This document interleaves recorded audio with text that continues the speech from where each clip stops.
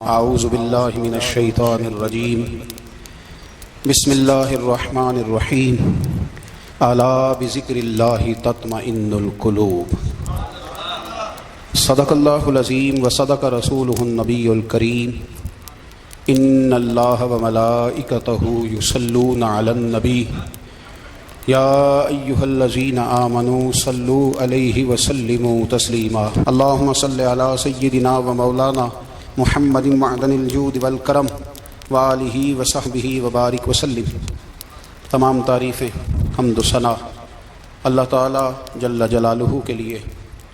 زاں بعد درود و سلام نبی اکرم نور مجسم شفیع معظم احمد مجتبیٰ جناب حضرت محمد مصطفیٰ صلی اللہ تعالی علیہ وسلم کی ذات والا صفات کے لیے حمد و صلات کے بعد قرآن مجید نے ارشاد فرمایا الا بذکر اللہ تطمئن القلوب، فرمایا خبردار ہو جاؤ اللہ کے ذکر میں ہی دلوں کا اطمینان ہے، اللہ کے ذکر میں دلوں کا چین ہے۔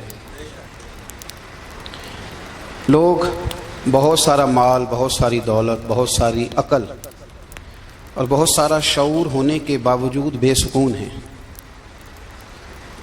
جس چیز نے زمانے کو تکلیف میں مبتلا کر دیا ہے اور جو چیز ڈھونڈنے سے نہیں ملتی وہ اطمینان ہے، وہ قرار ہے۔ لوگ بھیک مانگتے ہیں، منت کرتے ہیں، دہائی دیتے ہیں کہ کہیں سے سکون کی دولت مل جائے، لیکن وہ میسر نہیں آ رہی۔ بڑے بڑے لوگ ہیں اور میں عرض کر چکا ہوں کہ مالدار بھی ہیں اور عقل مند بھی ہیں، باشعور ہیں، پڑھے لکھے ہیں، پر قلبی سکون، راحت، اطمینان، چین انہیں میسر نہیں آ رہا۔ راتیں جاگ کر گزر جاتی ہیں، دن آزمائش میں بیت جاتا ہے۔ وہ کبھی اس کے لیے ٹھنڈے علاقوں کا سفر کرتے ہیں، کبھی دوستوں کی مجلسوں میں جا کر کے بیٹھتے ہیں، کبھی گھر سے دور اکیلے میں تنہائی میں وقت گزارنے کی کوشش کرتے ہیں، لیکن دولت سکون ناپید ہوتی ہے، میسر نہیں آتی۔ عرش کا رب فرماتا ہے کیوں تو بھٹکتا پھرتا ہے، کیوں دائیں بائیں جاتا ہے؟ چپ کر کے مسجد آ جا اور لوگوں سے بچ کے تنہائی میں میرا ذکر کر۔ اللہ ملے گا کیا؟ فرمایا الا بذکر اللہ تطمئن القلوب، میں تیرے بے چین دل کو چین عطا کر دوں گا۔ وہ تیرا تڑپتا اور پھڑکتا ہوا مزاج، اسے میں سکون کی دولت دوں گا۔ یہ تجھے کہیں اور نہیں ملے گا، یہ میری یاد میں ملے گا۔ یہ چین، قرار، سکون تجھے یہیں میسر آئے گا۔ اطمینان قلبی زندگی کا حسن ہے بھائی، دولت سکون اصل ہے۔ بڑے ٹھنڈے کمرے میں کچھ لوگوں کو نیند نہیں آتی، اور داتا صاحب رحمۃ اللہ علیہ آپ جائیں تو دونوں سڑکوں کے بیچ جو فٹ پاتھ ہے نا، اس پہ بھی کچھ لوگ سوئے ہوتے ہیں۔ ادھر سے بھی گاڑیاں گزرتی ہیں، ادھر سے بھی گاڑیاں گزرتی ہیں، لیکن بس نیند ہے نا، اللہ کا فضل ہے، اس نے دے دی ہے، آنے والوں کو آ گئی ہے۔ اطمینان قلبی، میرا معاشرہ بے سکون ہے، بے قرار ہے۔ مجھے کچھ لوگ کہتے ہیں جی میں آج کل بڑا بور ہو رہا ہوں، تو میں کہتا ہوں یار ہمیں تو ٹائم ہی نہیں ملا آج تک بور ہونے کا، نہیں وقت ہی نہیں اتنا میسر آیا۔ کون سا ٹائم نکالے جس میں بندہ بور ہو؟ وہ تو ہے کہ انسان کچھ فارغ ہو، کہیں اس کے پاس گنجائش ہو تو بور بھی ہو لے۔ کیسے بور ہو لیتے ہو؟ کہ کیا ہوتا ہے بور ہونا؟ زندگی میں اتنا وقت ہی کہاں ہے کہ انسان بور ہوتا پھرے اور یہ تصور بناتا پھرے کہ میں بڑی آزمائش میں ہوں تو میں بڑے بور ہو رہا ہوں، تو میں بڑی تکلیف میں ہوں۔ تو وقت بہت زیادہ ہے ہمارے پاس، لا یعنی کاموں میں ضائع بڑا ہوتا ہے، تو ہم بور ہوتے ہیں، پریشان ہوتے ہیں۔ اللہ فرماتے ہیں یہ جو میری یاد ہے نا، لیکن اس کا بھی ایک طریقہ ہے یاد کا، اس طریقے سے اگر میرے رسول کریم علیہ السلام نے فرمایا اللہ کا ذکر اس طرح کرنا کہ دیکھنے والا تمہیں دیوانہ سمجھے، لوگ سمجھیں کہ کوئی مجنون ہے، کوئی جنونی ہے، کوئی پاگل ہے۔ یہاں اللہ تعالیٰ معاف کرے، آپ ذکر کی مجلس چھیڑیں، آپ ناز شریف کی مجلس چھیڑیں تو بہت سارے لوگ پروفیسر بن جاتے ہیں، وہ ساری نہیں ہلاتے، ان کی زبانی حرکت میں نہیں آتی۔ حالانکہ رب کریم کا ذکر اس طرح کرو کہ دیکھنے والا تمہیں دیوانہ سمجھے، کہیں اور کھونے کی ضرورت ہی نہیں۔ میرے حبیب گویا ہمیں فرماتے ہیں تو رب کے ذکر میں اس طرح کھو جا کہ تجھے دنیا کا خیال ہی نہ رہے، تجھے پھر دنیا کی ہوش نہ رہے۔ لیکن اگر نماز میں بھی خیال غیر آئے، ذکر میں بھی توجہ کہیں اور ہو، زندگی میں وہ عجیب لمحہ تھا، وہ میرے ساتھ تھا اور میں تنہا تھا۔ اگر ماحول یہ ہو کہ آپ کہیں جسم کے ساتھ تو موجود ہوں، روح موجود نہ ہو، تو پھر لذت ذکر بھی میسر نہیں آتی، پھر کیف نہیں حاصل ہوتا۔ یاد رکھیں کہ اس طرح کھو کے رب کی یاد کہاں سے کیف آئے، الجھ ہی پڑا گئے ہیں۔ وہ مستی، وہ سرور، وہ کیف جو اللہ کے ذکر میں ہوتا تھا، جو کبھی مرشد کامل کے سامنے بیٹھ کر لوگ اللہ اللہ کرتے تھے تو لگتا یہ تھا کہ یہ یہاں ہیں ہی نہیں، یہ تو کہیں اور چلے گئے ہیں، یہاں موجود ہی نہیں۔ لیکن اب وہ موج نہیں، وہ شوق نہیں، وہ درد نہیں، وہ زید نہیں۔ اقبال تڑپ کے کہا کرتے تھے خیرت کی گتھیاں سلجھا چکا ہوں، یا رب مجھے صاحب جنوں کر دے، اللہ مہربانی فرما، وہ کیفیت دے، وہ سرور دے۔ زندگی میں اگر اطمینان چاہتے ہو تو کبھی کبھی سب کچھ بھول کے نا تو مست ہو جایا کرو رب کی یاد میں۔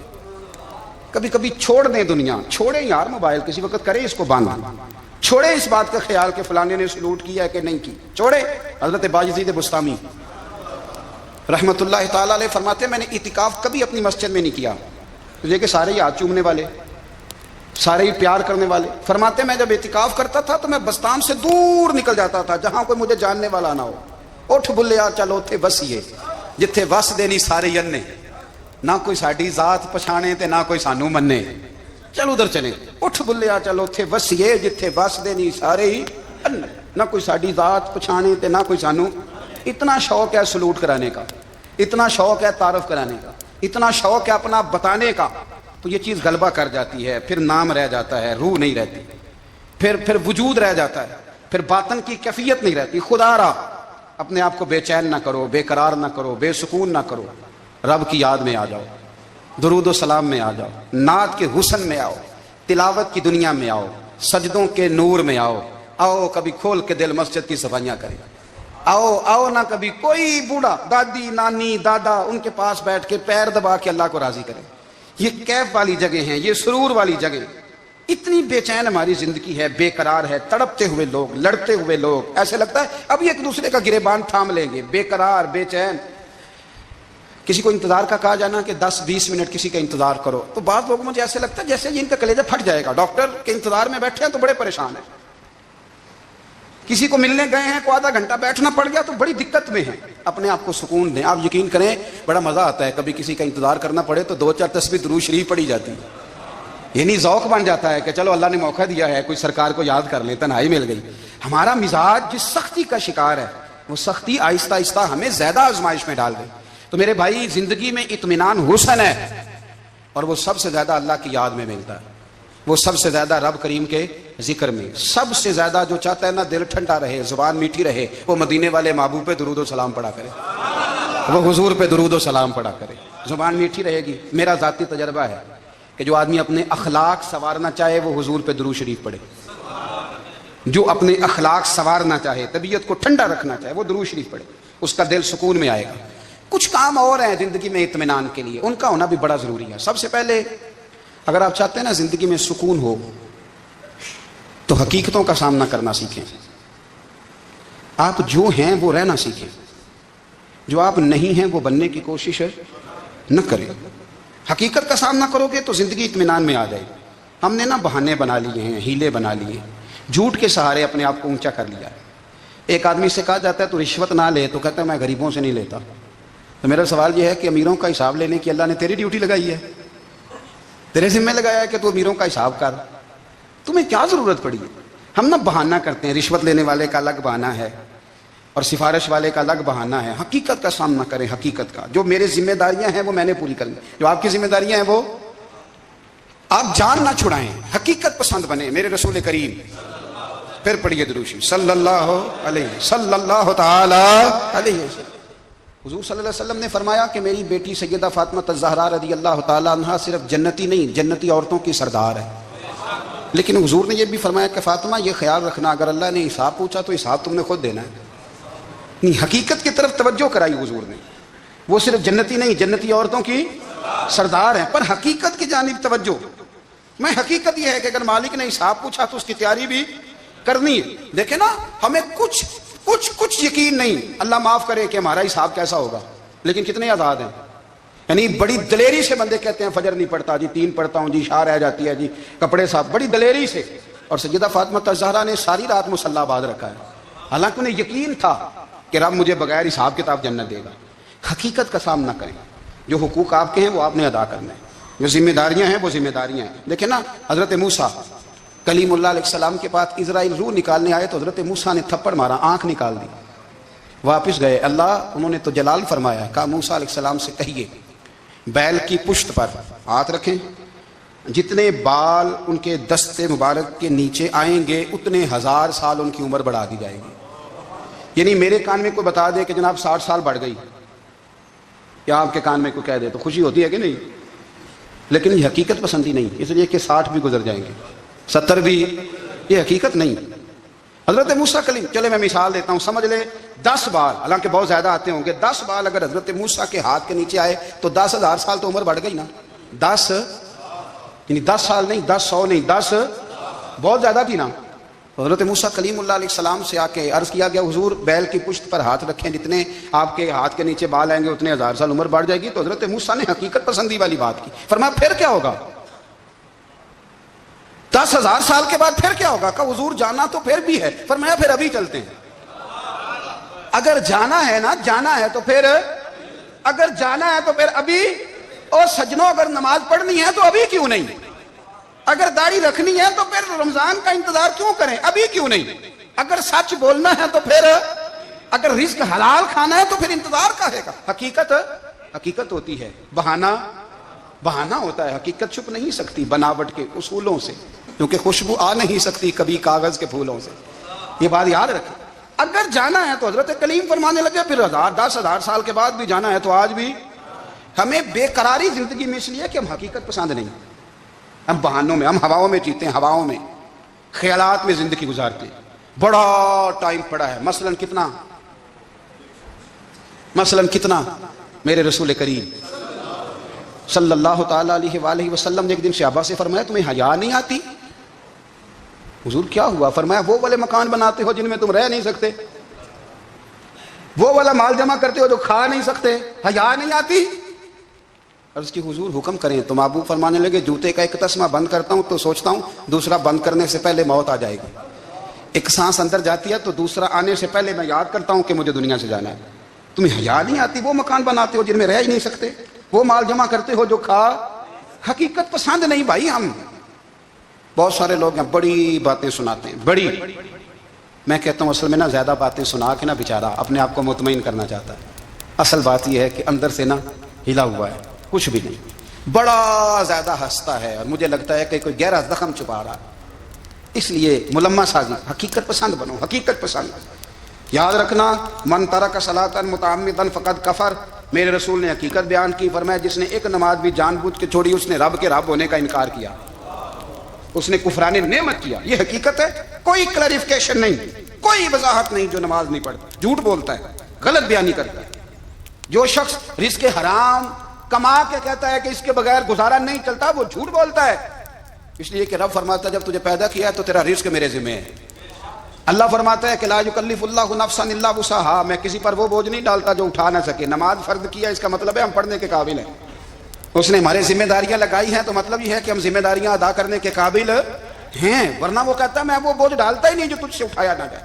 اگر چاہتے ہو کہ زندگی میں اطمینان ملے تو خدا را حقیقت پسندوں والی زندگی گزارو۔ یہ فضاؤں میں زندہ رہنا، ہواؤں میں، اللہ بڑا معاف کرنے والا ہے، اللہ بڑا کریم ہے، معاف کر دے گا، تو بھئی یہ بات صحابہ کو بھی پتا تھی، یہ اہل بیت کو بھی خبر تھی، تو وہ تو ایک ایک بات کا لحاظ کرتے تھے۔ یہ غوث اعظم کو بھی پتا تھی، یہ ان کے والد کو بھی پتا تھی، جنہوں نے کسی کا ایک سیب کھا لیا تھا وہ 12 سال اس کے گھر میں نوکری کرتے رہے، انہیں نہیں پتا تھا اللہ بڑا کریم ہے، معاف کر دے گا، ایک سیب ہی ہے نا۔ تو حقیقت پسندی آپ کو سکون دے گی۔ اور اگر آپ نے اپنے آپ کو غیر مطمئن کیا ہوا ہے، بات کچھ اور ہے، اور آپ نے اپنے آپ کو ڈال کسی اور طرف لیا ہے، تو پھر آپ کو سکون مل سکتا؟ سکون حقیقت پسندی میں، اصل میں سکون ہوتا ہے، اداکاری میں سکون نہیں ہوتا۔ تیسری بات سنیں، اگر آپ چاہتے ہیں زندگی میں مطمئن رہیں تو دنیا داروں سے امیدیں توڑ دیں، اللہ اور اس کے رسول سے امید وابستہ کریں، اولیاء اللہ سے امیدیں وابستہ کریں، صحابہ اور اہل بیت سے امیدیں، اللہ اور اللہ والوں سے امیدیں، دنیا داروں سے امیدیں۔ آپ کو پتہ ہے دنیا دار کی تباہی کب ہوتی ہے؟ جب انہیں خوش آمدی مل جاتا ہے۔ چودھری کا بیڑا اس وقت غرق ہوتا ہے جب اسے چودھری کہنے والے زیادہ ہو جاتے ہیں۔ سیٹھ صاحب اور نواب صاحب بیچارے تباہ تب ہوتے ہیں بھولے پن میں، جب ان کے دائیں بائیں ریلا ہوتا ہے سیٹھ صاحب کہنے کا، لوگ انہیں کھانا چاہتے ہیں، پیار ان کا نہیں ہوتا، ان کی جیب کا ہوتا ہے، محبت ان سے نہیں ہوتی، ان کی کرسی سے ہوتی ہے۔ ضروریات کا پیار ہوتا ہے تباہ کر دیا جاتا ہے. ہماری ساری توقعات دنیا داروں سے وابستہ ہو گئی ہیں. ناراض نہ ہونا. پیروں نے، مولویوں نے، درویشوں نے، انہوں نے بھی سیٹ رکھے ہوئے جلسوں کی صدارت کرانے کے لیے. یعنی مذہبی جلسہ ہے، اس میں بہت زبردست پڑھے لکھے صاحب تقوی عالم کا خطاب ہے، اور کی صدارت وہ بندہ کر رہا ہے جس نے عشاء کی نماز بھی نہیں پڑھی. وہ بندہ صدارت کر رہا ہے. کیوں؟ اس لیے کہ اس نے ₹1,00,000 دیا محفل میں. خدا را دنیا داروں سے امیدیں چھوڑ دیں ورنہ آپ کمزور پڑ جائیں گے، آپ کی امیدیں ٹوٹیں گی. کتنا کمزور ہے وہ شخص جو 2-4 ہزار کے لیے کسی بندے کی چاپلوسی کرتا ہے، اس کے پیچھے بھاگتا ہے، خوش آمدیں کرتا ہے تھوڑے سے نوٹوں کے لیے.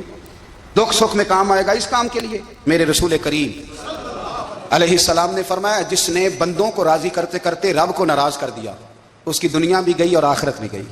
اور فرمایا جس نے بندوں کی پرواہ نہیں کی اللہ کو راضی کیا، فرمایا اگر رب راضی ہو گیا تو لوگوں کے دلوں میں بھی محبت پیدا فرما دے گا.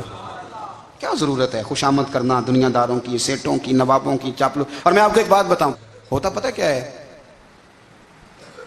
یہ جو حب جا اور حب با ہوتی ہے نا، اس سے پیٹ نہیں بھرتا. آپ کو اگر خوشامد کرنی ہے تو پھر آپ کو ساری زندگی کرنی ہے. پھر ان کو بھی پتہ ہوتا ہے کہ تعلق کس بنیاد پر ہے. اس میں کبھی بھی خلوص پیدا نہیں ہوتا. آپ بے چین رہتے ہیں، بے قرار رہتے ہیں، آپ کو تکلیف رہتی ہے ہمیشہ. کبھی بھی دنیا داروں سے امیدیں وابستہ نہ کریں. ایک بات سنیں بڑی شاندار، امام غزالی نے لکھی ہے. امام غزالی فرماتے ہیں کہ ہارون الرشید نا حج کر کے واپس آیا بغداد میں، تو کونے میں حضرت بہلول دانا بیٹھے تھے. رش بہت تھا، مجمع بڑا تھا. حضرت بہلول دانا بھی سڑک کے کنارے بیٹھے تھے. تو سپاہی کہنے لگے یہاں سے اٹھ جاؤ. فرمانے لگے ہارون الرشید کی زمین نہیں، زمین میرے رب کی ہے، میں کیوں اٹھوں؟ وہ قریب سے گزرا تو سلام لی. تو آپ نے اس کا پروٹوکول دیکھا تو فرمانے لگے ہارون رشید تجھ سے تگڑے تگڑے موٹے موٹے پروٹوکول میں نے لوگوں کے دیکھے ہیں، اور یہ جو تیرے دائیں بائیں آج تیرے نعرے لگا رہے ہیں یہ پہلے ان لوگوں کے نعرے لگایا کرتے تھے. اور تھوڑا وقت گزرنے دے، جو تیرے بعد آئے گا نا یہ سارے پھر ان کے نعرے بھی لگائیں گے. تو جھوٹ کی دنیا میں زندہ ہے، ان سے تو نے امیدیں وابستہ کی ہیں، یہ کل اس کے نعرے لگائیں گے. اس کے دل پہ بڑا اثر ہوا، گھوڑے سے اتر آیا. آگے کہنے لگا حضور آپ نے مجھے بڑی اچھی نصیحت کی ہے، میرا دل بڑا ٹھنڈا ہوا ہے. میں نے سنا ہے آپ مقروض ہیں، کچھ لوگوں کا قرض، تو مجھے کوئی حکم ہی کر دیں. آپ ہنسنے لگے. فرمانے لگے یار تو بڑا ہی بیوقوف ہے، بڑا ہی بیوقوف ہے تو. میں تجھے نصیحت کر رہا ہوں تو مجھے الجھا رہا ہے. حضور کوئی حکم کر دیں. کیا خوبصورت انداز ہے رب کریم کے بندوں کا. حضرت بہلول دانا فرمانے لگے تیرا رب کون ہے؟ کہا اللہ. تو فرمایا میرا کون ہے؟ کہا اللہ. فرمانے لگے یہ تو نہیں نہ ہو سکتا کہ اللہ ہارون رشید کو دیتا رہے اور بہلول دانا کو بھول ہی جائے. یہ تو نہیں نہ ہو سکتا کہ ہارون رشید کو دیتا رہے اور بہلول دانا کو بھول جائے. فرمایا اس کا دل، اس کا ارادہ ہوا، ارادہ قدرت ہوا کہ بہلول مقروض رہنا چاہیے. تو اگر رب مجھے رکھنا چاہتا ہے، دکھ قبول محمد بخشا راضی رہن پیارے، اگر وہ چاہتا ہے میں مقروض رہوں تو میں بھی چاہتا ہوں کہ میں مقروض ہی رہوں. یہ تو نہیں نہ ہو سکتا کہ تجھے دے اور مجھے نہ دے. فرمایا میری تجھ سے کوئی امید نہیں، مجھے جب بھی دے گا میرا رب بھی دے گا، اور وہ دے گا تو پھر انشاءاللہ خزانے کھول کے دے گا. دنیا داروں سے امیدیں وابستہ کرنا، لوگوں کے پیچھے، یہ چھوڑ دیں. آپ بے چین رہیں گے، بے قرار رہیں گے. اللہ والوں سے ضرور امیدیں وابستہ کریں، اس لیے کہ ان کے پاس جو کچھ ہوتا ہے وہ دراصل رب کا ہی ہوتا ہے. لیکن سیٹھوں سے، نوابوں سے، سیاستدانوں سے باز آ جائیں. ہماری بڑی امیدیں وابستہ ہیں. میں اکثر کہتا ہوں جتنے پھیرے نوکری کے لیے دنیا دار کے دروازے پہ لگائے ہیں نا، اس سے کم دفعہ مسجد میں نفل پڑے ہوتے تو رب اتنی بڑی مہربانی فرما دیتا. تیسری بات یہ یاد رکھیں، اگر سکون لینا چاہتے ہیں نا، اگر سکون لینا چاہتے ہو نا تو لوگوں کو ڈسکس کرنا بند کر دو. کس کو اللہ نے کتنے پیسے دیے ہیں وہ جانے اور اللہ جانے، کس کو اللہ نے کتنی گاڑیاں دی ہیں وہ جانے، اور لوگوں کو ڈسکس کرنا. جی یعنی میں ایک جگہ بیٹھا تھا تو ایک صاحب گاڑی والا گزرا، گاڑی میں بیٹھ کے، اس کا پڑوسی تھا. کہتا منہ ہے کار والا. میں کہ وہ ہے تا ہی بیٹھا ہے. ہوں میں کہ سمجھانا سی نا انہوں، میں کہ توں تے میں حساب لائیے بھی ساڈے کول کوئی نہیں، وہ تے ہے. لیکن نا اللہ نے اسے دی ہے نا، تو اللہ نے چاہا نا وہ کار میں بیٹھے. تو جس نے پھٹے پہ بیٹھ کے یہ تبصرہ کیا کہ منہ ہے کار والا، میں کہ وہ تے ہے تا کار ہے تھے. اب مجھے اور تجھے اندازہ لگانا چاہیے کہ ہم کیا یہ بحث ہے. یعنی اللہ کو چاہیے تھا معاذ اللہ کے پہلے تجھ سے پوچھتا کہ اسے کار دینی ہے کہ نہیں. کیا مطلب فضول بحث ہے.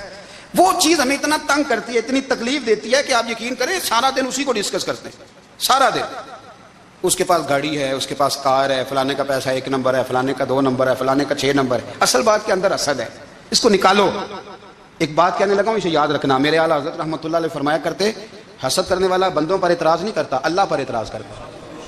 وہ کہتا ہے اللہ اسے کیوں دیا ہے، اتنا کیوں دیا ہے، معاذ اللہ، وہ اللہ کی تقسیم پر اعتراض کرتا ہے۔ حسد کرتے ہو بے چین رہو گے، حسد آپ کے دل کو تڑپا کے رکھ دے گا۔ چھوڑے، اللہ بڑا کریم ہے، جس کو جہاں چاہتا ہے وہاں بٹھا دیتا ہے۔ آپ قطعاً اس بحث میں نہ پڑے کہ اللہ نے کس کو کتنا دیا ہے، کب دیا ہے، کیوں دیا ہے، وہ بڑا بے نیاز ہے۔ حسد آپ کو تباہ کرے گا۔ دنیا میں پہلا گناہ جو ہوا تھا وہ حسد تھا۔ ابلیس نے حضرت آدم سے حسد کیا، کہنے لگا میں بہتر ہوں، سرداری اس کو مل رہی ہے، یہ تو اللہ کو پتہ ہے نا کس کو دینی ہے۔ اور دنیا میں پہلا قتل حسد کی وجہ سے ہوا۔ حابیل قابیل کے درمیان حسد کا معاملہ تھا، خاتون کا نکاح اس سے کیوں ہو رہا ہے، مجھ سے ہونا چاہیے۔ حسد تباہی کرتا۔ آپ یقین کریں، یعنی دکاندار کے سامنے دوسری دکان پڑتی ہے، پریشان ہو جاتا ہے، وہ کہتا ہے میرا کیا بنے گا، لا حول ولا قوت الا باللہ العلی العظیم۔ یعنی تیرا کا خیال ہے کہ تیرے حصے کی روٹی وہ کھا جائے گا، اتنا چھوٹا دل، یعنی تیرا موقف یہ ہے کہ تیرے حصے کا نصیب اس تک چلا جائے گا، یہ تیری خواہش ہے۔ ایک دوسرے کی کمزوریاں بیان کرنا، اس کا تو مال ہی ناقص ہے جی، اس کے تو پاس ہی کچھ نہیں، یہ تو کمزور لوگوں کا طریقہ ہے۔ میرے رسول کریم علیہ الصلوۃ والسلام گزر رہے تھے، پت جھڑ کا موسم تھا، خزاں کا موسم تھا، درختوں کے پتے جھڑ رہے تھے، صحابہ کو ساتھ لے کے حضور گزرے اور ایک درخت کی ٹہنی کو پکڑ کے حضور نے ہلایا۔ صحابہ فرماتے ہیں کہ چھم چھم اس کے پتے گرے، زمین پر ڈھیر لگ گیا۔ حضور نے فرمایا دیکھا تم نے کیا ہوا؟ حضور ہاں۔ فرمایا کتنی تیزی سے پتے جھڑے ہیں، صرف تنا رہ گیا ہے اور خالی ٹہنیاں رہ گئی ہیں، کوئی حسن بچا ہے؟ حضور نہیں۔ تو نبی کریم فرمانے لگے جو حسد کرتا ہے نا اس کی نیکیاں بھی اسی طرح جھڑ جاتی ہیں، اسی طرح۔ اور ایک جگہ حضور فرمانے لگے جس طرح راکھ لکڑی کو آگ جب آگ کھا جائے تو پھر لکڑی کو لکڑی نہیں کہا جاتا، راکھ کہا جاتا ہے، کوئلہ کہا جاتا ہے، اس کی اصل باقی یعنی اسے کھائی جاتی ہے۔ تو حضور علیہ الصلوۃ والسلام فرمانے لگے جس طرح آگ لکڑی کو کھا جاتی ہے، فرمایا اسی طرح حسد نیکیوں کو کھا جاتا ہے، نیکیاں رہتی نہیں۔ حسد کرنے والے کے پاس نیکیاں یعنی ان کی اصل شکل موجود، کبھی بھی حسد نہیں کریں۔ اللہ کی تقسیم ہے، جس کو چاہے جب چاہے جتنا چاہے عطا کرے۔ اور چوتھی بات میرے بھائی، کبھی بھی بغض نہ پیدا کریں۔ بغض والے لوگ بے سکون رہتے ہیں۔ بہت ساری کمزوریاں ہمارے اندر ہوتی ہیں نا، پھر اللہ ہماری روزی تو نہیں نہ بند فرماتا، یہ تو نہیں کہتا کہ زمین سے نکل جاؤ۔ اگر یہی والا معاملہ ہو جو ہمارا ہے کہ شادی پہ اس نے میرے ساتھ برا سلوک کیا تھا، اب ساری زندگی بغض رکھنا ہے۔ اگر یہی معاملہ فرشتے اللہ کی بارگاہ میں کہیں کہ یا اللہ اس نے فلانے دن شراب پی تھی، اب اس کو زمین میں نہیں رہنے دینا، نظام زندگی چلے گا؟ تو اگر اللہ ہمیں معاف کرتا ہے تو ہم بندوں کو معاف کیوں نہیں کرتے؟ آپ یقین کریں اتنی لمبی عداوتیں، اتنا لمبا حسد، اتنا لمبا بغض، اتنا لمبا حدیث میں نے پڑھی، میں حیران رہ گیا۔ میرے نبی کریم علیہ الصلوۃ والسلام نے فرمایا اپنی بیوی سے کبھی بغض نہ رکھنا، اگر اس کی ایک بات ناپسند ہو تو اسے چھوڑ کے وہ بات دیکھو جو تمہیں پسند ہے۔ میں اس حدیث کو پڑھ کے سوچنے لگا کہ کیا بیوی کا بھی بغض رکھتے ہیں لوگ؟ اب حضور نے کہا ہے تو اس کا مطلب ہے لوگ بیوی کا بغض بھی رکھتے ہیں۔ اب اس پر استدلال کر کے مجھے کہنا پڑے گا کہ سسرال والوں کا بغض بھی رکھتے ہیں، کہنا پڑے گا کہ بھائی کے سسرال والوں سے بھی بغض رکھتے ہیں۔ اس حدیث کی روشنی میں سمجھا کہ لوگ بھابھی کا بغض بھی بغض رکھتے ہیں، بغض، ورنہ عادتیں تو ہماری بھی کئی بری ہوتی ہیں۔ اگر عادات ایک وجہ بنے اختلاف کی تو عادتیں تو ہماری بھی کئی بری ہیں، لیکن ہم اپنی بری عادتوں سمیت اپنے آپ سے پیار کرتے ہیں، اور سامنے والے کی ایک بھی عادت بری ہو تو اس سے بغض رکھتے ہیں۔ بغض نہ پیدا کریں۔ میرے نبی پاک علیہ الصلوۃ والسلام نے فرمایا کچھ چیزیں تمہارے دین کو مونڈ ڈالیں گی، تباہ کر دیں گی، کاٹ دیں گی۔ حضور کون سی؟ فرمایا حسد، تکبر اور بغض، یہ تمہارے دین کو تباہ کر دیں۔ ہم بے چین اس لیے ہیں کہ ہم نے بہت سارے لوگوں کا بغض پالا ہوا ہے، اور ہر فیلڈ میں سیاستدان نے سیاستدان کا، ذاتیات پر اتر کے بات کرتے ہیں، معزز ترین لوگ، تاجر نے تاجر کا، اللہ ماشاء اللہ بعض جگہ پہ اہل علم بھی ایک دوسرے سے عداوت رکھتے ہیں۔ خدا را دل رب کریم کے آنے کا ٹھکانہ ہے، یہ صاف ہوگا تو اس میں رب رسول کے جلوے ہوں گے۔ اگر اس میں عداوت ہو، اس میں بغض ہو، اس میں کینہ ہو، نفاق ہو، سنیں میرے رسول کریم حضرت ابوبکر صدیق رضی اللہ تعالیٰ عنہ کہتے ہیں میں رو ہی پڑا۔ مکہ فتح ہوا نا تو اکرمہ بن ابو جہل نے پیغام بھیجا کہ میں نا کلمہ پڑھنے کے لیے آ رہا ہوں۔ بات لمبی ہے، میں موضوع پہ رہنا چاہتا ہوں۔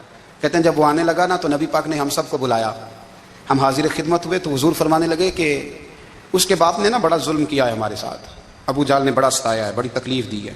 آپ مجھے بتلائیں کہ وہ ایک دفعہ کسی شادی پہ بحث ہوتی ہے بیوی کے بھائی کے ساتھ، پھر ساری زندگی اس بیچارے کو معافی وہ 10 دفعہ گھر آتا ہے معافی مانگنے پر سوال ہی نہیں پیدا ہوتا میں او مجھے ہی کہہ دیا یعنی پھر میں مجھے ہی کہہ دیا آپ نے اور میری شان میں بے ادبی اور پھر میں معاف کر دوں توبہ توبہ توبہ یہ کیسے ہو سکتا ہے میری ناک نیچی ہو جائے گی اور آپ نے مجھے کہہ دیا سوال ہی نہیں پیدا ہوتا اور یہ رونا میں اکثر ہوتا ہوں کہ شادی والے دن داماد صاحب کا زیادہ دماغ خراب ہوتا ہے جب چھوٹی سالی کی شادی ہوتی ہے نا اس دن اس کو بخار چڑھتا ہے کوئی اس کو کان میں کہتا ہے تیری عزت نہیں کر دے اس دن اس کا دماغ خراب ہو جاتا ہے بچے اٹھا کے نکل آتا ہے وہ بیچارہ سسر منتیں کر رہا ہوتا ہے کہ تیری مہربانی آ جا یہ عزت کرا رہا ہے تو میں نے کہا احتجاج کر کے جو عزت کرائی جاتی ہے وہ عزت نہیں ہوتی ہاں یہاں مانگ کے عزت لیتے ہیں لوگ یا احتجاج کی کوئی عزت ہے آپ کے اندر کمالات اتنے ہوں کہ آپ کی عزت کرنے کو دل چاہے یعنی مزہ آئے یعنی لطف آئے یعنی آپ دور بیٹھے ہوں تو کسی کا دل کرے آپ کو اسٹیج پہ بلانے کے لیے یہ کیا بات ہوئی کہ چھائے جانا اور بھاگ کے آگے جانا ان سے نکلیں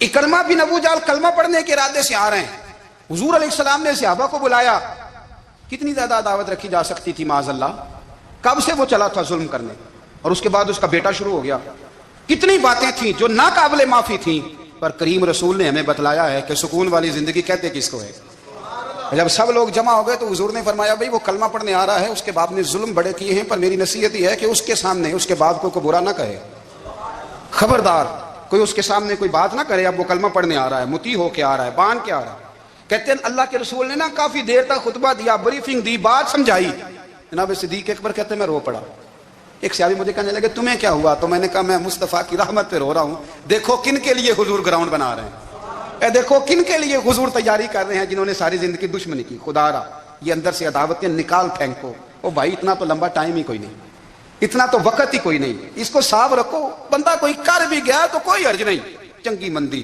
سجنا کولوں 100 واری ہو جاندی یار یاراں دا گلا نہیں کر دے اصل پریت یار یاراں دا جڑا گلا کردا تے یار نہیں دے ہوندا ہاں پکی بات پکی پیڑی میرا ایک سنگی مجھے آ کہنے لگا فلانی جگہ بندہ یہ بات کر رہا تھا میں کہ تو اوتھے ہی سے سوندا سے تو بھی نال ہی سے میرا تو سجن بات سن ہی نہیں سکتا چنگی مندی سجنا کولوں 100 واری ہو جاندی یار یاراں دا گلا نہیں کر دے اصل پریت جنہاں دی ہاں جو بندے پھر ہوتے اس طرح کے ان کے لیے بھی میاں صاحب نے کہا ہے ان کے لیے بھی میاں صاحب نے کہا ہے ان کے لیے بھی آپ نے بات ارشاد فرمائی ہے آپ نے فرمایا چنگا ہویا لڑ نیڑیوں چھٹا کتے عمر نہیں لنگی ساری بے قدراں دی یاری کولوں توبہ لکھ لکھ باری او چنگا ہویا لڑ نیڑیوں چھٹا کتے عمر نہیں لنگی ساری جو اس طرح کا تھا نا شکوے کرنے والا بغض رکھنے والا فرمایا بے قدراں دی یاری کولوں توبہ یعنی لاکھ تے لاکھ کنے ہو گئے یعنی 2 لاکھ باری توبہ کی تھی انہوں نے گنی نہیں جا سکتی جتنی میاں صاحب نے توبہ کر دی بے قدرے دوست بے قدراں دی یاری کولوں توبہ لکھ لکھ باری چنگا ہویا لڑ نیڑیوں چھٹا کتے عمر نہیں لنگی ساری تو مہربانی کریں ایک تو اگر آپ مطمئن رہنا چاہتے ہیں تو کبھی کبھی نا مست ہو کے ذکر الہی کریں مست ہو وہ والا ذکر نہیں جس میں آپ موبائل بھی دیکھ رہے ہیں اور کہانیاں بھی میرے سامنے کو بندہ جمعے والے دن یا تقریر کے درمیان تسبیح لے کے بیٹھ جائے تو میں اس سے پوچھتا ہوں تو 2 کام ایک ٹائم جی میں پہ کرنا ہے